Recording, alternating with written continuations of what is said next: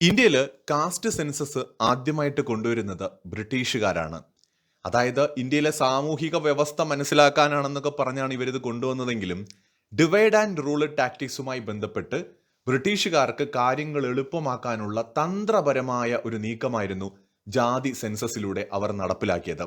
ഒരുപക്ഷെ കൊച്ചു കുട്ടികൾക്ക് പോലും അറിയാവുന്ന യാഥാർത്ഥ്യമാണിത്. ബ്രിട്ടീഷുകാര് ഇന്ത്യയെ ഭരിക്കാനായി കണ്ടെത്തിയ അഥവാ ഇന്ത്യയിലുണ്ടായ പ്രതിഷേധങ്ങൾ അല്ലെങ്കിൽ സ്വാതന്ത്ര്യ സമരത്തെയൊക്കെ ദുർബലപ്പെടുത്താനായി കണ്ടെത്തിയ ഏറ്റവും മികച്ചൊരു മാർഗമാണ് വിഭജിച്ച് ഭരിക്കുക എന്നത്. അതിന്റെ ആദ്യഘട്ടം എന്നത് മതപരമായ വിഭജിക്കലാണ്.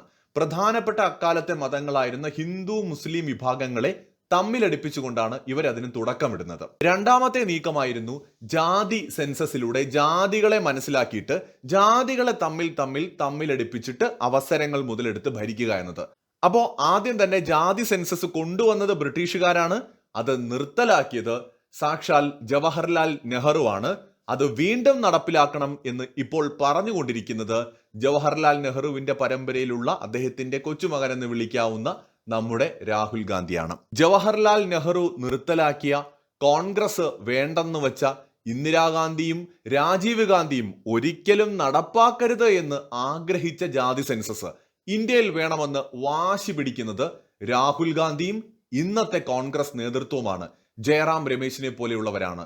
ഇവർ പറയുന്നത് ജാതി സെൻസസ് അനിവാര്യമാണ് എന്നാണ്.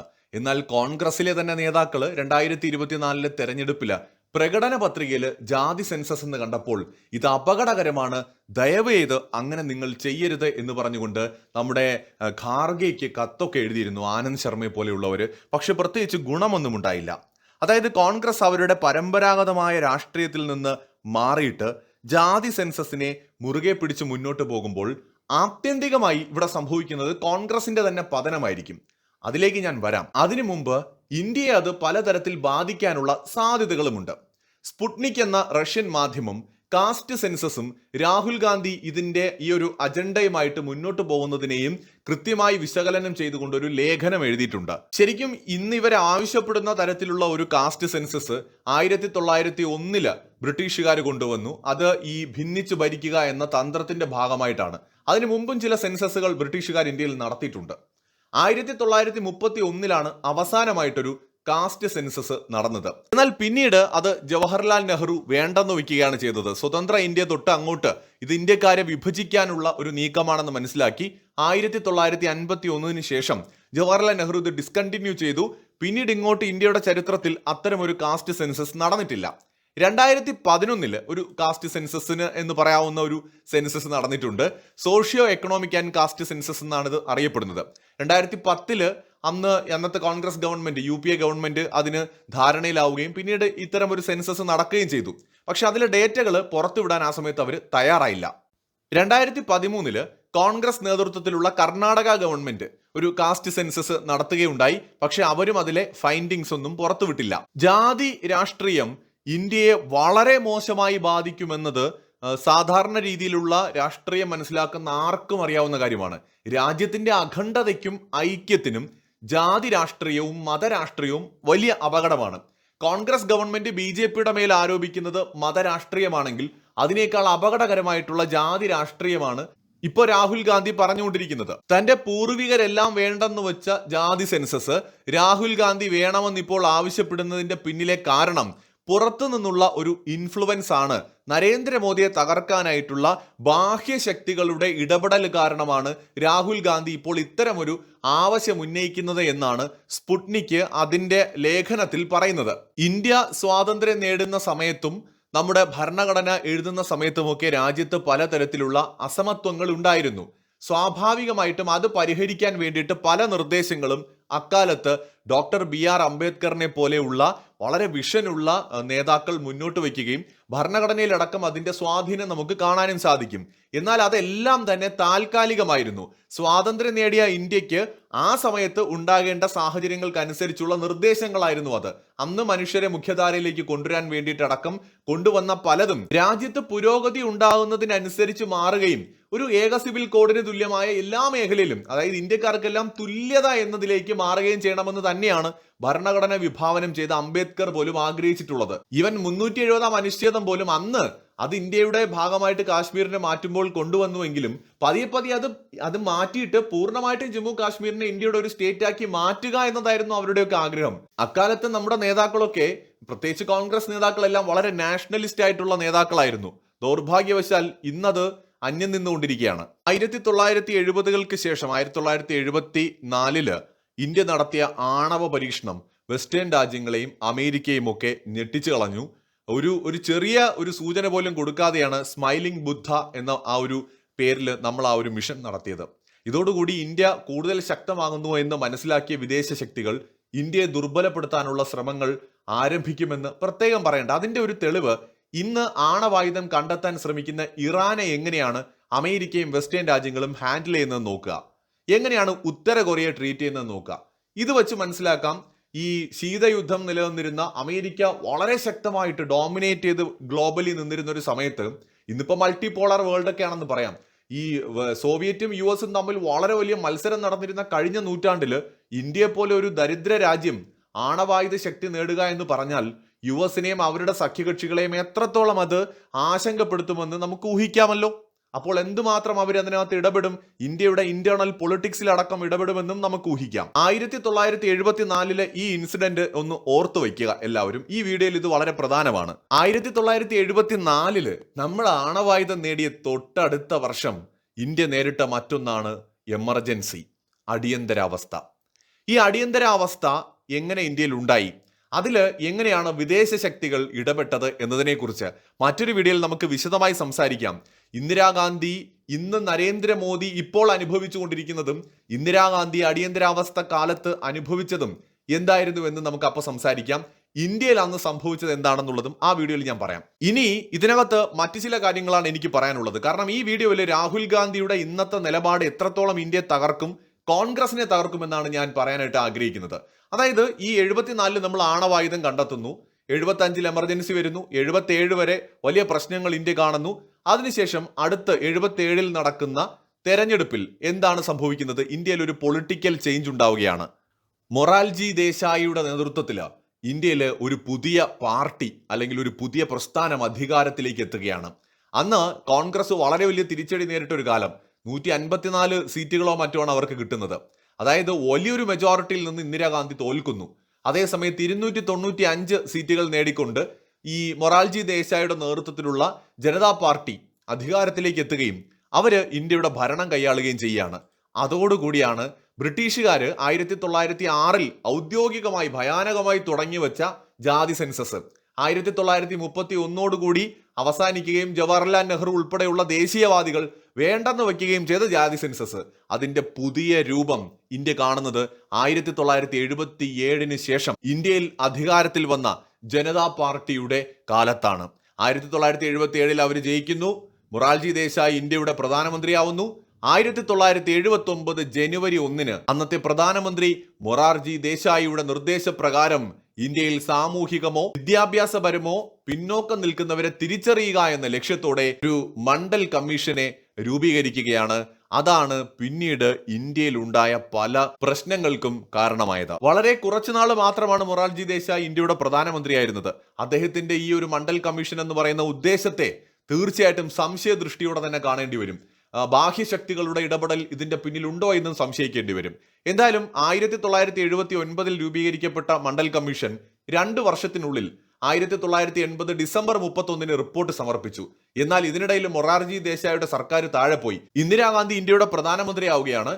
അതിനുശേഷം ഇന്ദിരാഗാന്ധി കൊല ചെയ്യപ്പെടുന്നത് നമ്മൾ ഓർക്കണം. ഇവിടെ 1984 ഇന്ദിരാഗാന്ധി കൊല ചെയ്യപ്പെടുന്നുണ്ട്. അതിന്റെ പിന്നിൽ വിദേശ ശക്തികൾക്ക് പങ്കുണ്ടെന്ന് അന്ന് തന്നെ ആരോപണമുണ്ടായിരുന്നു. അമേരിക്കയുടെ CIA അടക്കം ആരോപണത്തിന്റെ നിഴലിലുമായിരുന്നു. ഇന്നും നമുക്കറിയാം ഖാലിസ്ഥാനികൾ മുഴുവൻ എവിടെയാണുള്ളത്? US-ലും കാനഡയിലുമൊക്കെയാണ്. അപ്പൊ അതുകൊണ്ട് US ഇടപെടലുകൾ നമുക്ക് തള്ളിക്കളയാനൊന്നും പറ്റില്ല. ഇവർക്ക് വേണ്ട സപ്പോർട്ട് കൊടുത്താണെങ്കിൽ കൂടി അവർ ഇടപെട്ടിട്ടുണ്ടാകാം. എന്തായാലും ഇന്ദിരാഗാന്ധി അമേരിക്ക എക്കാലവും ഭയപ്പെട്ടിരുന്ന ഒരു പ്രൈം മിനിസ്റ്റർ ആയിരുന്നു. വെരി പവർഫുൾ ആയിട്ടുള്ള ഒരു ലേഡിയാണ്. അതുകൊണ്ട് തന്നെ അവർക്ക് ഇഷ്ടവുമല്ലായിരുന്നു. അപ്പോൾ മണ്ഡൽ കമ്മീഷൻ റിപ്പോർട്ട് നടപ്പിലാക്കാൻ ഇന്ദിരാഗാന്ധി തയ്യാറായില്ല. ഇതിന്റെ അപകടം അവർക്ക് നന്നായിട്ട് അറിയാം. ഇതിന്റെ പിന്നിൽ പ്രവർത്തിച്ചവരെയും അവർക്ക് നന്നായിട്ട് അറിയാം. അതിനുശേഷം രാജീവ് ഗാന്ധി ഇന്ത്യയുടെ പ്രധാനമന്ത്രിയായി. അദ്ദേഹവും മണ്ഡൽ കമ്മീഷൻ റിപ്പോർട്ട് നടപ്പാക്കിയില്ല. രാജീവ് ഗാന്ധി നമുക്കറിയാം വളരെ ദുരന്തമായിരുന്നു അദ്ദേഹത്തിന്റെയും മരണമെന്ന് പറയുന്നത്. രാജ്യത്തെ സംബന്ധിച്ചിടത്തോളം അപ്രതീക്ഷിതമായിട്ട് അദ്ദേഹം കൊല ചെയ്യപ്പെടുകയാണ്. അതോടെ ഇന്ത്യൻ രാഷ്ട്രീയം ഏറെക്കുറെ തകർന്നു എന്ന് തന്നെ പറയാം. പിന്നീട് ഇങ്ങോട്ട് രാജീവ് ഗാന്ധിയുടെ മരണത്തിന് ശേഷം ഇന്ത്യയിൽ ഒരു സ്ഥിരതയുള്ള സർക്കാർ അധികാരത്തിൽ വരുന്നത് സത്യത്തിൽ നരേന്ദ്രമോദി 2014 ഇന്ന് മോദിയെ താഴെ ഇറക്കാൻ വിദേശ ശക്തികൾ എങ്ങനെയൊക്കെയാണ് കളിക്കുന്നത് എന്ന് എല്ലാവർക്കും മനസ്സിലാവുന്നുണ്ട് അല്ലേ? അപ്പോ ഈ രാജീവ് ഗാന്ധിയാണ് ഭൂരിപക്ഷത്തോടു കൂടി ഇന്ത്യ ഭരിച്ച, എനിക്ക് തോന്നുന്നു, കോൺഗ്രസിന്റെ തന്നെ അവസാനത്തെ നേതാവ്. പിന്നീട് വന്നിട്ടുള്ളവരെല്ലാം ഒറ്റയ്ക്ക് ഭൂരിപക്ഷം തികയ്ക്കാൻ കഴിയാത്തവരായിരുന്നു. ഇന്ദിരാഗാന്ധി 1984 മരിക്കുന്നു. പകരം പ്രധാനമന്ത്രിയായിട്ട് വന്ന് രാജീവ് ഗാന്ധി 91 മരിക്കുന്നു. എന്തൊരു ദുരന്തമാണെന്ന് ആലോചിക്കും ഇന്ത്യൻ രാഷ്ട്രീയത്തിൽ നടന്നുകൊണ്ടിരുന്നത്. പ്രധാനമന്ത്രി പദങ്ങൾ അലങ്കരിച്ചിരുന്നവരൊക്കെ നാം മരണപ്പെട്ടുകൊണ്ടേയിരിക്കുന്നു. രാജീവ് ഗാന്ധിയുടെ മരണശേഷം കുറെ കാലം വലിയ പ്രതിസന്ധി ഇന്ത്യൻ രാഷ്ട്രീയം കണ്ടിട്ടുണ്ട്. അതിനുശേഷം 1990 ഓഗസ്റ്റിന് അന്നത്തെ പ്രധാനമന്ത്രിയായിരുന്ന VP സിംഗ് താൻ മണ്ഡൽ കമ്മീഷൻ റിപ്പോർട്ട് നടപ്പാക്കുകയാണെന്ന് അറിയിക്കുന്നു. ഇന്ത്യൻ രാഷ്ട്രീയത്തെക്കുറിച്ച് ഒരു ചുക്കും അറിഞ്ഞൂടാത്ത VP സിംഗ് ഇന്ത്യയുടെ ചരിത്രത്തിൽ അയാൾ എടുത്ത മണ്ടൻ തീരുമാനമാണ് ഇന്നും ജാതി സെൻസസ് എന്ന മുറവിളി കൂട്ടാൻ രാഹുൽ ഗാന്ധിയെ പോലെയുള്ളവരെ പ്രേരിപ്പിക്കുന്നത്. ഇന്ത്യക്കാരെ ജാതിപരമായിട്ട് ഇന്ന് തിരിച്ചു നിർത്തുന്നതിൽ മണ്ഡൽ കമ്മീഷൻ റിപ്പോർട്ടിന് ഒരു വലിയ പങ്കുണ്ട്. ലോകത്ത് പല രാജ്യങ്ങളിലും പിന്നോക്ക വിഭാഗക്കാരുണ്ട്. അതായത് പിന്നോക്ക വിഭാഗം എന്ന് പറഞ്ഞാൽ എന്താണ്? മുഖ്യധാരയിലേക്ക് വരാൻ കഴിയാതെ പോയ ഒരു സമൂഹമാണ് അവരെ പക്ഷേ ജാതി തിരിച്ച് ഇങ്ങനെ തമ്മിലടിപ്പിക്കുന്ന നിലയിലേക്ക് ഇന്ത്യൻ രാഷ്ട്രീയത്തിൽ അല്ലാതെ ലോകത്ത് ഒരിടത്തും നിങ്ങൾക്ക് കാണാൻ പറ്റില്ല. ബംഗ്ലാദേശിലെ പോലെയുള്ള രാജ്യങ്ങളിൽ ഈ രൂപത്തിലല്ല ജാതി നിൽക്കുന്നത്. ഇന്ത്യയിലാണ് ജാതി വ്യവസ്ഥ ഈ കാണുന്ന രൂപത്തിലുള്ളത്. ലോകത്ത് വേറെ ഒരിടത്തുമില്ല. മണ്ഡൽ കമ്മീഷൻ റിപ്പോർട്ട് നടപ്പാക്കാൻ തീരുമാനിച്ചതോടുകൂടി ഇന്ത്യയിൽ പല പ്രശ്നങ്ങളുണ്ടായി. പ്രതിഷേധങ്ങളും കലാപങ്ങളും ഒക്കെ പലയിടത്തും ഉണ്ടായി. കാരണം ഇതിനെതിരെ ഒരു കൂട്ടർ വന്നു, ഇത് വേണം, നടപ്പാക്കിയേ പറ്റൂ എന്ന് പറഞ്ഞ ഒരു കൂട്ടർ വന്നു, ഇത് രാഷ്ട്രീയമായിട്ട് ഉപയോഗിക്കാൻ തുടങ്ങി. അത് സത്യം പറഞ്ഞാൽ കോൺഗ്രസിന്റെ പതനത്തിനാണ് കാരണമായത്. പല കോൺഗ്രസ് നേതാക്കളും സ്വയം ഒരു പാർട്ടി തന്നെ ഉണ്ടാക്കി. അതിലൊന്നാണ് സമാജ്വാദി പാർട്ടി, മുലായം സിംഗ് യാദവിന്റെ സമാജ്വാദി പാർട്ടി. പിന്നെ അതിലുണ്ടായിരുന്ന പലരും പിളർന്ന് ഈ കേരളത്തിലെ കേരള കോൺഗ്രസ് പോലെയാണ്. ഐയും എയും ബിയും സിയും ഡിയും ഇസഡ് വരെ. അങ്ങനെയായിരുന്നു ഈ പറയുന്ന മണ്ഡൽ കമ്മീഷന് ശേഷം ഇന്ത്യയിൽ ജാതി പാർട്ടികൾ ഉണ്ടായത്. സമാജ്വാദി പാർട്ടി, രാഷ്ട്രീയ ജനതാദൾ, ബഹുജൻ സമാജ്വാദി പാർട്ടി, അതുപോലെ ജനതാദൾ യുണൈറ്റഡ്, ലോക് ജനശക്തി പാർട്ടി, അതുപോലെ ഇന്ത്യൻ നാഷണൽ ലോക് ദൾ എന്ന് വേണ്ട എണ്ണിയാലൊടുങ്ങാത്ത പാർട്ടികൾ. ജാതി പാർട്ടികൾ ഇന്ത്യയിൽ നിറഞ്ഞൊരു കാലമാണത്. അതായത് നമ്മുടെ ശരദ് യാദവിന്റെയും നിതീഷ് കുമാറിന്റെയും പാർട്ടി, അതുപോലെ ലാലു പ്രസാദ് യാദവിന്റെ പാർട്ടി, മുലായം സിംഗ് യാദവിന്റെ പാർട്ടി, അദ്ദേഹത്തിന്റെ മകനാണ് ഇന്നത്തെ അഖിലേഷ് യാദവ്. ഇങ്ങനെ സത്യം പറഞ്ഞാൽ ജാതി പാർട്ടികൾ കൊണ്ട് ഇന്ത്യ നിറഞ്ഞു. ഇന്നിപ്പോതാ ഈ ജാതി പാർട്ടികൾ തന്നെയാണ് ഇന്ത്യൻ രാഷ്ട്രീയത്തിലെ ശാപവും. പ്രാദേശിക പാർട്ടികൾ ഉണ്ടായത് മണ്ഡൽ കമ്മീഷൻ പ്രസിദ്ധീകരിച്ചതിന് ശേഷം, അത് നടപ്പാക്കിയതിന് ശേഷമാണ്. പക്ഷെ എന്താണ് അപ്പോൾ സംഭവിച്ചത്?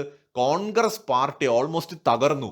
കോൺഗ്രസിലെ നേതാക്കൾ പലരുമാണ് ഈ പറയുന്ന സ്വന്തം പാർട്ടികൾ ഉണ്ടാക്കി, ജാതി പാർട്ടികൾ ഉണ്ടാക്കി പോയത്. കോൺഗ്രസിന്റെ ഐക്യം തന്നെ തകർന്നത് മണ്ഡൽ കമ്മീഷനാണ്. അപ്പോൾ അന്ന് വിദേശ ശക്തികൾ ശ്രമിച്ചത് ഇന്ത്യയുടെ സ്ട്രോങ് ആയിട്ടുള്ള പൊളിറ്റിക്കൽ പാർട്ടിയായ കോൺഗ്രസിനെ തകർക്കുക എന്നതിനായിരുന്നു. പ്രത്യേകിച്ച് ഇന്ദിരാഗാന്ധി ആയിരുന്നു അവരുടെ ടാർഗറ്റ്. ആ ടാർഗറ്റിന് വേണ്ടിയിട്ട് അവർ തീർച്ചയായിട്ടും പല തരത്തിൽ കളിച്ചിട്ടുണ്ട്.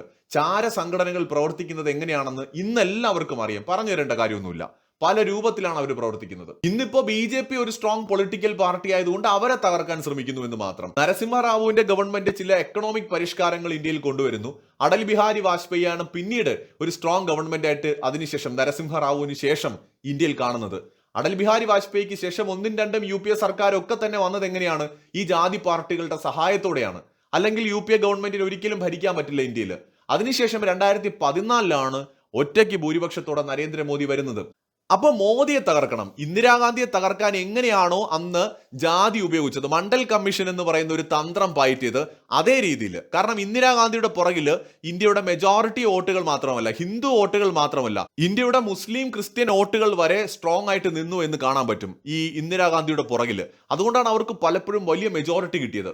എന്നാൽ ഇപ്പൊ നരേന്ദ്രമോദിയുടെ പിന്നില് ഇടയ്ക്ക് നമുക്കറിയാം ക്രിസ്ത്യൻ വോട്ടുകൾ അല്ലെങ്കിൽ ക്രിസ്ത്യൻ വിഭാഗക്കാരുടെ സപ്പോർട്ട് കൂടി വന്നപ്പോഴേക്കും പെട്ടെന്ന് ഒരു മണിപ്പൂർ കലാപം വന്നു. അതുപോലെ തന്നെ ഹിന്ദു യൂണിറ്റി കൊണ്ടുവരാനായിട്ട് BJP ശ്രമിച്ചു. അതിനുശേഷം അവർ ന്യൂനപക്ഷങ്ങളുമായിട്ട്, അതായത് മുസ്ലിം ക്രിസ്ത്യൻ വിഭാഗങ്ങളുമായിട്ട് അടുക്കാനുള്ള ശ്രമങ്ങൾ ആരംഭിച്ചതോടെ പല തരത്തിലുള്ള പ്രശ്നങ്ങൾ ഇവിടെയും വരാൻ തുടങ്ങി. അത് എങ്ങനെയാണെന്ന് ചോദിച്ചാൽ ഒരു അത്ഭുതമാണ് ഇതെല്ലാം. അതായത് ഇപ്പോൾ രാഹുൽ ഗാന്ധി ഡിമാൻഡ് ചെയ്യുന്ന എന്താണ്? ഇന്ത്യയിൽ ജാതി സെൻസസ് വേണമെന്നാണ്. ഈ ജാതി സെൻസസ് കൊണ്ടുവന്നാൽ മണ്ഡൽ കമ്മീഷൻ എങ്ങനെ ഇന്ത്യയെ മോശമായിട്ട് ഇന്ത്യയിൽ ഒരു ഇമ്പാക്റ്റ് ഉണ്ടാക്കിയോ അത് തന്നെ ഉണ്ടാക്കും ഇനിയും. കാരണം മറ്റ് ജാതിക്കാർ പ്രശ്നങ്ങളായിട്ട് വരും. അതേ സമയത്ത് തന്നെ ഇപ്പോ ഈ സംവരണം കിട്ടാത്തവർ ഇനി വേണമെന്ന് പറഞ്ഞു വരും. മണിപ്പൂരിൽ കണ്ടതിന്റെ ഒരു ലാർജ് സ്കെയിലുള്ള പ്രശ്നങ്ങൾ ചിലപ്പോൾ ഉണ്ടാകാതിരിക്കട്ടെ, പക്ഷെ ഉണ്ടാകാനുള്ള സാധ്യതയുണ്ട്. മാത്രമല്ല ഇത് കോൺഗ്രസിന്റെ സമ്പൂർണ്ണ പതനത്തിലേക്ക് പോകും. കൂടുതൽ പൊളിറ്റിക്കൽ പാർട്ടികൾ ജാതി ബേസ് ചെയ്തുണ്ടാകും. കോൺഗ്രസിന് ഒരിക്കലും പഴയതുപോലെ യുണൈറ്റ് ആകാൻ പറ്റില്ല.